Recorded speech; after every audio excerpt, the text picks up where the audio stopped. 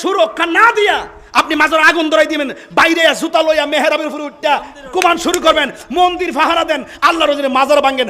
I হগাদের কুতকুতি গো বাজান, আমার রাগ বেশি, আমার বাইতে বুঝাইছে চিল্লেন না, আমি আসলে বাদ দালাইছি, আমার খুব সেদ বেশি, আমার খুব খারাপ লাগে বাজান। জানি না কেমনে এই দেশে যদি ওলি আল্লাহ না হইতো আমরা অবস্থাটা কি তৈলিলে? হ্যাঁ, 360 আউলিয়া কি বংশ লয়ে আইছে এই দেশে? বংশ লয়ে আইছে?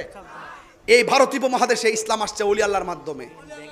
তো ওই ওলি আল্লাহর মাজার ভাঙ্গা সমান করে আপনি কইতাছেন শিরিক মুক্ত, বন্ড মুক্ত, শিরিক মুক্ত। মাজার বাংলে শিরিক মুক্ত হয়ে যাবো গা? আপনি মাজার বাংলোয় কি গাঞ্জা খাওয়া বন্ধ হয়ে যাবো গা?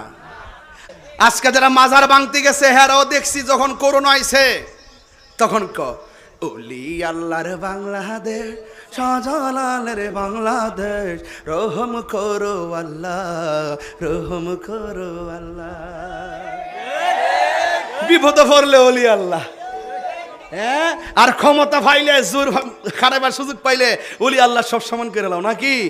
এই যে বন্যা আইছে কিভাবে কইতাছে ওলি আল্লাহর বাংলাদেশ, শাহজালালের বাংলাদেশ, রহম করো আল্লাহ, রহম করো আল্লাহ।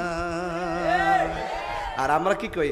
আমরা কি ভুলে গেলাম শাহজালালের নাম, আমরা কি ভুলে গেলাম শাহপরানের নাম।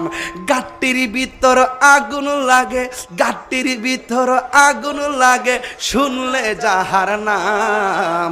আমরা কি ভুলে গেলাম শাহজালালের নাম, ঠিক কিনা? আরে গরু গোবিন্দ পরাজিত হলো, গরু গোবিন্দ পরাজিত হলো, শুনলে যাদের নাম।